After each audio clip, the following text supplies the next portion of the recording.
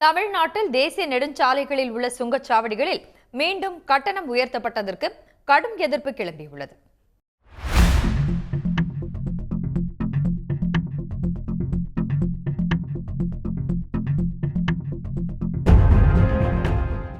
தேசிய நெடுஞ்சாலைத்துறை ஆணையத்தின் கட்டுப்பாட்டின் கீழ் தமிழ்நாட்டில் தற்போது 78 சுங்கச்சாவடிகளில் கட்டணம் வசூலிக்கப்பட்டு வருகிறது.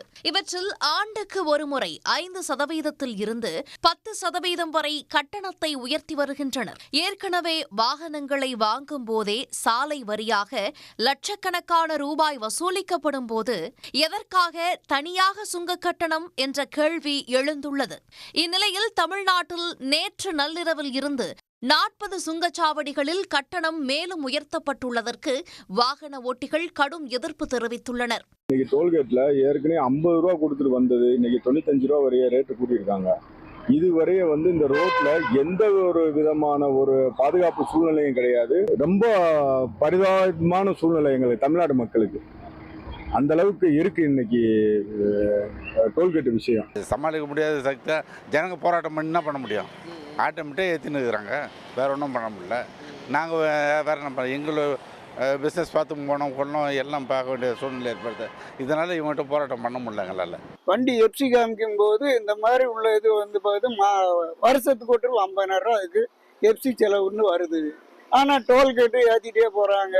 இது என்ன செய்யணும்னு தெரியல. மோட்டார் தொழில் ரொம்ப மோசமா போய்கிட்டு இருக்கு. விராலிமலை அருகே உள்ள பூதலூர் சுங்கச்சாவடியில் 5 ரூபாய் முதல் 25 ரூபாய் வரையும், அதேபோல பழைய கந்தர்வக்கோட்டை சுங்கச்சாவடியில் 5 ரூபாய் முதல் 10 ரூபாய் வரையும் சுங்க கட்டணம் உயர்த்தப்பட்டுள்ளது.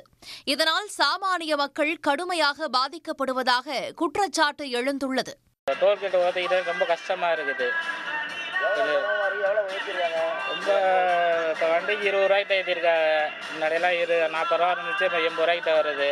அதனால கவர்மெண்ட் தான் கொஞ்சம் பார்த்து சரி பண்ணி விடாங்க. இன்னொரு தடவை மோடிக்கு ஓட்டு போடுங்க, டபுள் ஆக்கி விட்டுருவாரு, டோலெல்லாம் ஃப்ரீ பண்ணி விடுறேன்னு சொல்லி தான் ஓட்டே கேட்டாரு. அப்புறம் எதுக்கு அவர் இப்போ உயர்த்திக்கிட்டு இருக்கிறாரு? புதுசாக டோல் ஓப்பன் பண்ணிட்டு இருக்கிறாங்க.